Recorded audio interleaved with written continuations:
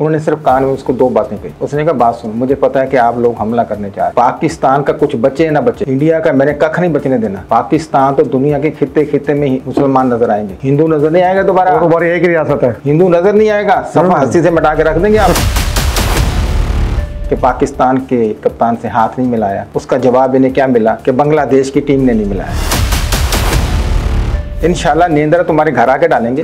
तुम बार बार तुम्हें ये कि संदूर नहीं भूल रहा, संदूर तुम्हें हमारे पास बहुत है, वहाँ महंगा, यहाँ नहीं महंगा, ठीक है ना। हम तो लेके आएंगे बोरियों के हिसाब से। सर ये BJD पे किसी आसेब का साया है क्या कि जो भी VC आता है वो किसी न किसी पंगे का शिकार होते हैं? यूनिवर्सिटी के जो बच्चे हैं चीख चीख कर अपने मुस्तकबिल की भीख मांग रहे हैं, खुदारा उनको भीख दें, क्यों उन्हें एहतजाज पे लगा रहे हैं, उनको किताबों तक रहने दें। जब ये लोग बाहर निकल आए तो फिर इन्हें संभालना मुश्किल हो जाए। उनको कल परसों CCD सर ले गई कि भवें मोड़ दी गई, उनका सर गंजा कर दिया गया। कि इंतहाई दुख हुआ हमें कि शोएब इफ्तिखार साहब के साथ जो नारवा सलूक किया गया। इसको जब काजी वसीम साहब एडवोकेट हैं, उन्होंने मुझे बताया कि जनाब ये जो FIR हुई, जुल्म ज्यादती हुई, इसके पीछे जो मुद्दई का किरदार है वो इंतहाई शर्मनाक है। बिस्मिल्लाहिर्रहमानिर्रहीम, अस्सलाम वालेकुम नाज़रीन, मैं हूँ शिराज वैसी पुर्रम। आप देख रहे हैं टॉप स्टोरी, जिस पे हम बात करते हैं मुख्तलिफ मौज़ूआत पर। नाज़रीन आपको हमारे फॉर्मेट का इल्म है, तो बिला ताख़ीर प्रोग्राम का आगाज़ करते हैं। मेरे साथ हमेशा की तरह मौजूद हैं मुल्तान के सीनियर सहाफ़ी सैयद यज़दानी गिलानी साहब, जिनके कड़कदार तबसरे आप पसंद भी फरमाते हैं। कैसे गिलानी साहब? जी अल्हम्दुलिल्लाह ठीक ठाक है सर। आप सर कड़कदार से वही एक कड़कदार इशू, कल एशिया कप ख़त्म हुआ है, इंडिया जीता है, पाकिस्तान को शिकस्त हुई, लेकिन उन्होंने कप लेने से इनकार किया, ट्रॉफ़ी और मेडल, क्योंकि जो एशियन क्रिकेट काउंसिल के सदर हैं वो हमारे मोहसिन नकवी साहब हैं।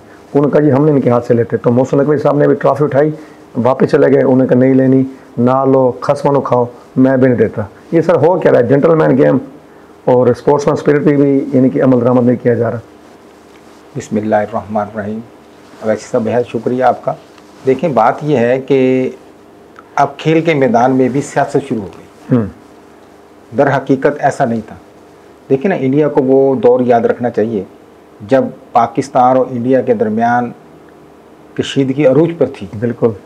और किसी ने ज़ियाद साहब के कान में ये आवाज़ लगाई, उनको बताया इंटेलिजेंस इदारों ने कि इंडिया जो है ना पाकिस्तान पर हमला करने की फौजें बॉर्डर पे लगी हुई थी। अच्छा, बात यहाँ तक पहुँच गई? बॉर्डर पे फौज लगी हुई इंडिया की हमारी। तो जब उनको पता चला कि ये, उन्होंने कहा अच्छा खैर, वो यहाँ से स्पेशल तैयारी के ज़रिए वो इंडिया पहुँच गए। जाकर अब वो अचानक प्रेसिडेंट का दौरा, अब बादिल नखास्ता खैर राजीव गांधी जो है उनको लेने के लिए वहाँ आए, और जो भी उन्होंने कहा जी मिलने के बाद उन्होंने सीधा स्टेडियम चले गए। स्टेडियम के बाद वो वापस आ गए, तो क्रिकेट मैच देखने गए। उन्होंने सिर्फ कान में उसको दो बातें कही। उसने कहा बात सुन, मुझे पता है कि आप लोग हमला करने जा रहे हैं, गलत फहमी में ना रहना। अच्छा। पाकिस्तान का कुछ बचे ना बचे, इंडिया का मैंने कख नहीं बचने देना। पाकिस्तान तो दुनिया के खित्ते खित्ते में ही मुसलमान नजर आएंगे, हिंदू नजर नहीं आएगा। दोबारा एक रियासत है, हिंदू नजर नहीं आएगा, सफा हस्ती से मिटा के रख देंगे आपको। वाह। कहते हैं कि जनाब उनके पसीने निकल गए। उन्हें क्या, मैं जा रहा हूँ वापस, तो आपको मैं समझा के जा रहा हूँ, बस इतना ही मैंने बताना था। तो मैच तो मेरा बहाना था, तुम्हें समझाना था, और समझा दिया। और उसको जब बात समझी, वो कहते हैं जी वो वहाँ से पाकिस्तान पहुँचे, ठीक 10 मिनट बाद उन्होंने हुक्म जारी कर दिया कि जनाब बॉर्डर से जो लगी हुई पाकिस्तान के बॉर्डर पे अफवाज थी इंडिया की, उसे वापस बुला लिया। ठीक है, एक धमकी फिर 2 मिनट की। बात यह है कि आपको सियासत नहीं करनी है, खेल के मैदान खेल में रहने दें, सियासत के अंदर सियासत करने दें। जब खेल को सियासत बनाएंगे तो फिर तमाशा अजब बन जाएगा। अब जिस तरीके से इन्होंने पहले किया इंडियन क्रिकेट टीम ने कि पाकिस्तान के कप्तान से हाथ नहीं मिलाया, उसका जवाब इन्हें क्या मिला कि बांग्लादेश की टीम ने नहीं मिलाया। हाँ बिल्कुल ऐसे हुआ। उसके बाद अब देखें, अच्छा जो शिकस्त हुई आप कह रहे हैं, मैं इसे नहीं मानता, इसलिए कि आखिरी टाइम तक, आखिरी बाल तक उनके हमने औसान खता रखे हैं, कड़ाके निकाल दिए। ऐसे नहीं दे दी कि उसके जनाब प्लेट में रख के पाकिस्तान क्रिकेट टीम ने उन्हें मैच दे दिया। उनके पेंटें गिली करके रखी हैं, औसान खता कर दिए जी। वो उनकी आखिरी गेंद तक उनके, जब देखा ना मैच निकल रहा, आखिरी ओवर तक तो मैच उनको छक्का ना लगता तो उनका बाप भी नहीं जीत सकता था। ठीक है ना। तो जब उन्होंने वैसे ही तुक्के से आंखें बंद करके बल्ला घुमा दिया, मैं चलो आ रहे हारे तो पड़े हैं तो वो फिर ऐसे ही होता है। लेकिन उसकी कोई बात नहीं। देखें, हम हमसाया मुल्क भी हैं, भाई भी हैं, हमसाए भी हैं, ऐसा नहीं होता भाईजान। आप इखलाकियात का देखें, बात करते हैं कि आप कहते हैं कि हम जमहूरियत पसंद मुल्क हैं। कौन सी जमहूरियत? तुम्हारे अंदर तो जमहूरियत नाम की कोई चीज़ नहीं है। इखलाकियात नाम की इंडिया के फ़ौरन वज़ीर आज़म को चाहिए था इसका नोटिस लेता। बल्कि सर इंडियन वज़ीर आज़म से याद है, पता क्या है मोदी साहब ने, कि क्रिकेट मैच को भी ऑपरेशन सिंदूर का नाम दिया। तो उसे कोई बात नहीं, ठीक है ना। इंशाल्लाह नींदरा तुम्हारे घर आके डालेंगे। तुम बार बार तुम्हें ये कि संदूर नहीं भूल रहा, संदूर तुम्हें हमारे पास बहुत है, वहाँ महंगा, यहाँ नहीं महंगा, ठीक है ना। हम तो लेके आएंगे बोरियों के हिसाब से। फिर आप कहोगे ये हमारे साथ क्या हो गया, इसको क्रिकेट को क्रिकेट रहने दें, खेल को खेल रहने दें, सियासत आप करें, हम भी सियासत कर रहे हैं। बाकी आपको भी दिफा का हक हासिल है, हमें भी अपने दिफा का हक हासिल है। पाकिस्तान की जो अफवाज पाकिस्तान है वो भी सोई नहीं पड़ी और अवाम में वो भी सोई नहीं पड़ी। अब अवाम भी जाग रही है और फौज भी जाग रही है। इंशाल्लाह टेंशन ना लें। एक दफ़ा फिर दोबारा कोई जारियत की, कोई आपने मसला मसाइल खड़ा करने की कोशिश की तो फिर आप दिल्ली में आराम से नहीं बैठेंगे। आप बेफिक्र हो जाएं, ना करें इस किस्म की। क्या मिला कि आप ट्रॉफी भी छोड़ गए और आपको मेडल भी नहीं मिले। पूरी दुनिया ने ये मंजर कशी देखी, तो आपको क्या मिला इससे? इससे जग हंसाई होती है। मामलात की भी इंडिया की कोई नेक नामी नहीं हुई। ठीक हो गया। अच्छा सर, नेक नामी से याद आया, कल वज़ीर आज़म पाकिस्तान और चेयरमैन सरन ने बड़ा ना एक नेक नामी सी दिखाई कि जमहूरियत बड़ी नेक नाम होती है और इसमें ना अवाम को मालूमात रसाई का पूरा हक हासिल होता है। क्या इसमें सच्चाई भी है? क्या अवाम आम बंदा मुख्तलिफ इदारों में जाके मालूमात ले भी सकता है कि नहीं? ये सिर्फ बात नहीं है। देखिए, कानून तो ये चीख के कह रहे हैं कि आप कोई भी मालूमात सुप्रीम कोर्ट तक की वो आप ले सकते हैं। इस्तेहकाक है आपका, हक है आपका किसी भी। अगर बिलफर्ज वो नहीं देते तो आप दरख्वास्त देकर वो इंफॉर्मेशन ले सकते हैं, नंबर 1। लेकिन बात वही आ गई कि भाईजान यहाँ किस चीज़ की बात आप कर रहे हैं। एक गरीब आदमी को तो पहले ये पता ही नहीं कि मेरा इस्तेहकाक है या नहीं, उससे शऊर ही नहीं। लेकिन फिर भी अच्छी बात है, वो बावर करा रहे हैं अपने बासियों को, अपनी आवाम को, अवामुन्नास को कि भी आपका ये राइट है। अगर किसी किस्म की इंफॉर्मेशन आपको चाहिए किसी भी इदारे की, किसी भी अफसर के ख़िलाफ़, उसकी करप्शन के बारे में हो, उसकी वैसे मालूमात, तो आप ले सकते हैं। कौन सा बंदा क्या कर रहा है, उसकी एक्टिविटी क्या है, क्या मामलात है, ये तो बहुत अच्छी बात है, ठीक है ना। चाहे वो क्रिमिनल केसेस हों, चाहे वो अदालती मामलात हों, चाहे दीगर, तो आपका राइट है, वो ले सकते हैं। लेकिन इसको आसान भी बनाया जाए, खाली ख़बरों तक न रहने दिया जाए, इसके ऊपर अमली मुजाहरा भी करें। जो आदमी, जो महकमा उसमें रुकावट डाल रहा है उसको कैफरे किरदार तक पहुँचाएँ, उसको सज़ा दें, ठीक है ना, ताकि वो रास्ता खुल जाए। अक्सर होता ही है कि अफसरशाही की जगह कुछ चीज़ आप लेने जाते हैं तो क्लर्क बादशाह जो हैं वो रास्ते की दीवार बन जाते हैं। तो इनको रास्ते की दीवार ना बनने दिया जाए, ठीक है ना। आप जाते हैं, आप कहते हैं जी ये ठेका कब हुआ था, ठेका कितने में हुआ था, ठेका कितने में, लेने वाला कौन था, टैक्स उसने कितना दिया, तो वो बताते ही नहीं। वो जी हमारे पास तो फाइल नहीं, फाइल तो साहब के पास भी, साहब उसको बगल में लेके घर में ले गए, ऑफिस में पड़ी है ना, तो जी अच्छा अगर फिर हो गया, मिल भी गए तो उन्हें साहब से पूछ लें, फिर दरख्वास्त लिखेंगे, फिर साहब के पास जाएंगे, फिर साहब फॉरवर्ड करेंगे, फिर ये एक लंबा प्रोसेस है। ऐसे ना करें, सारियाँ पैदा करें ताकि लोगों को भी कुछ जानने का पता चले कि भी हम जिस बारे में गए थे या जो इन्फॉर्मेशन हमें चाहिए वो मिल भी रही है कि नहीं। मिले, बिल्कुल ठीक हो। अगर आसानियाँ पैदा करें, अगर हम आसानी की बात करें तो मुल्तान की नामी ग्रामीण यूनिवर्सिटी है BZU, वहाँ के जो तालिब इल्म उनके लिए कोई आसानियाँ पैदा नहीं हो रही। आज एक मकामी अखबार है हमारा, उसने खबर दी है कि जो वाइस चांसलर BZU हैं, एक साल में यूनिवर्सिटी का ये हाल हुआ कि 2024 में दाखिलों में 40% कमी हुई और वो हर हफ्ते सरकारी खर्चे पिंडी का दौरा करते हैं, अपना आबाई शहर होगा उनका।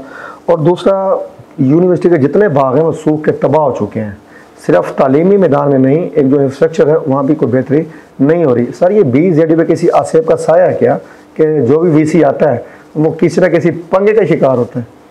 देखिए, बात यह है कि अभी आपने जैसे खुद कहा कि ये हो सकता है असेब ज़्यादा मसला इनके ऊपर हो, काले इल्म की कोई मामला इनके ऊपर चल रहे हों। सारी इतनी बड़ी यूनिवर्सिटी है, कैसे? नहीं, यूनिवर्सिटी पे नहीं सर, VC पे। अच्छा। तो जो पहले मैं कहता हूँ कि जब भी कोई VC आप लगाएं तो उसका जो है ना मुआयना करवा लें और किसी माहिर अमलियात, माहिर तजलियात, माहिर फल्कियात वालों को दिखा दें इसको कि ये वीसी लगाना चाह रहे हैं। यानी पूरा बोर्ड बिठाएं माहिरीन सर क्या हो गया, 4-5 इतने बड़े बड़े अमलियात के माहिर पाकिस्तान में अवेलेबल हैं, ठीक है ना, नजूमी वगैरह सारे बैठे हैं, पीर फकीर, उनको बुला के उनसे ज़रा उनकी जो भी मामलात हैं उसकी नज़र उतरवा दें, ठीक है ना, ताकि ये आइंदा वो बेचारे उनकी बदबख्ती की वजह से यूनिवर्सिटी के असरात ना पड़ें। तो अल्लाह के लिए भाईजान अपने काम करें, यूनिवर्सिटी को आगे लेके जाएं, नौजवान नस्ल का मुस्तकबिल तबाह ना करें।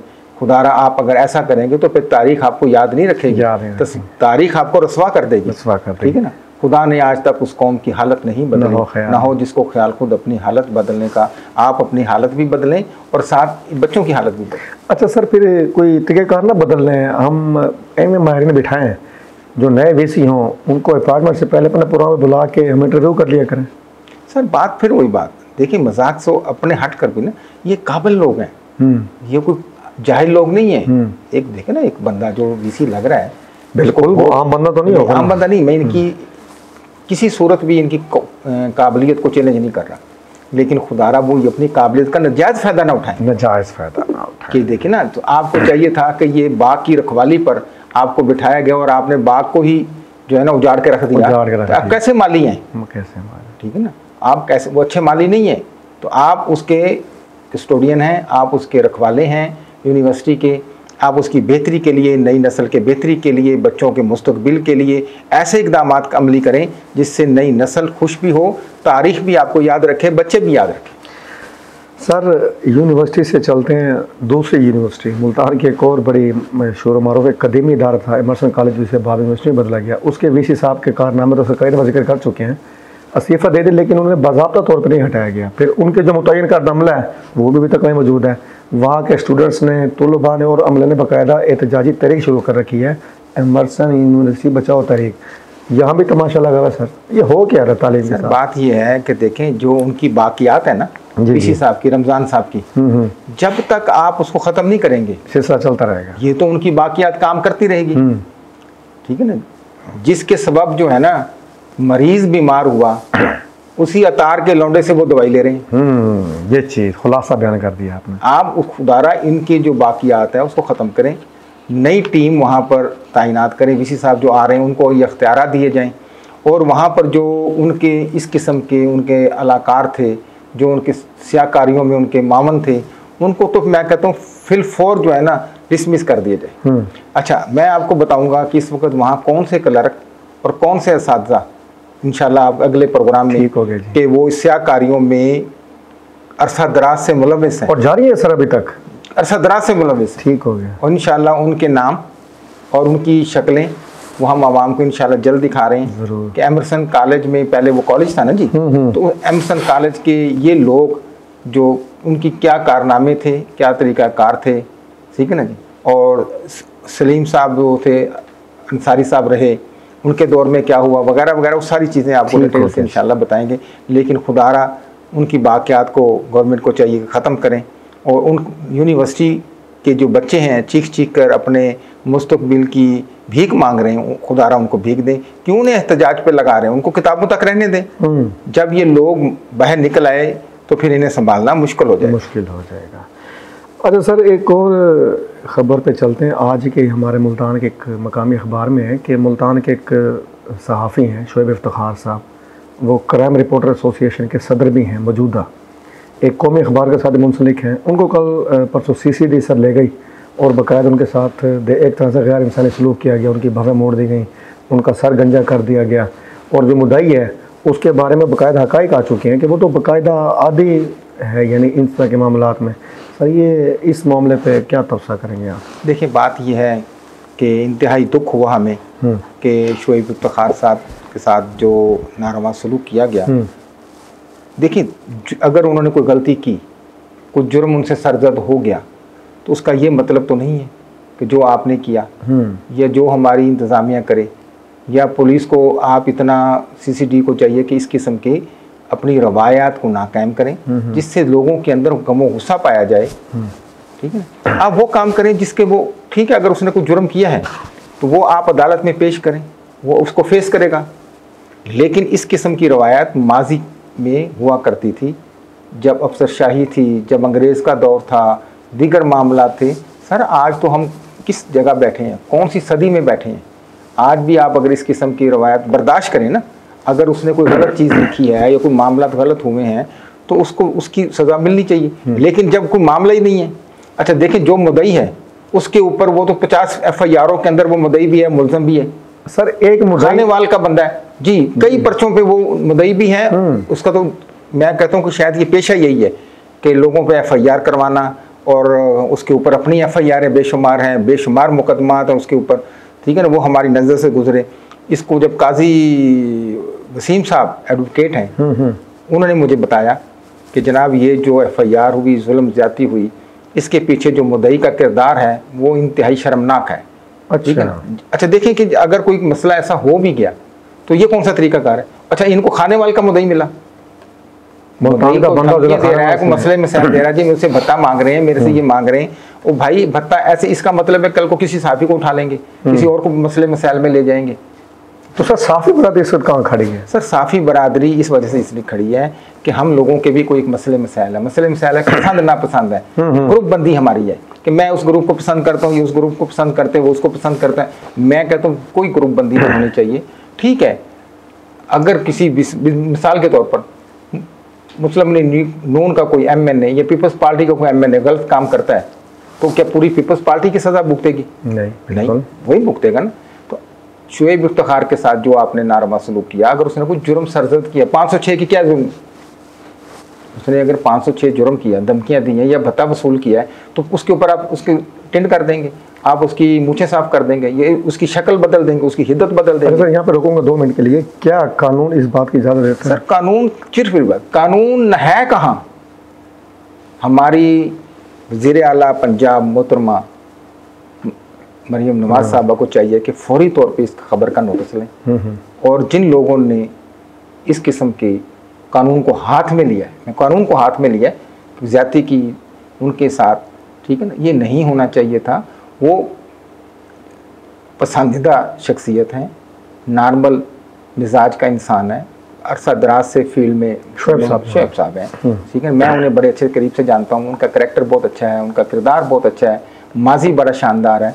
तो उसने स्ट्रगल कर यहाँ पहुँचे, इस नेज पर वो पहुँचा है, ना कि वो किसी ने उसे गुड प्लेट में रख के उसको सहाफत में उसको आगे मकाम दिया गया, ऐसा नहीं है। उसने अपनी स्ट्रगल की और स्ट्रगल कर रहा है, और जो हमारी इंतज़ामिया पुलिस की है उनके साथ उसके अच्छे रवाबित हैं। और मैं हैरान परेशान हूँ कि इतने रवाबित होने के बावजूद भी उनके साथ जो नारवा सलूक किया गया, मुझ जैसे बंदे के साथ क्या करेंगे।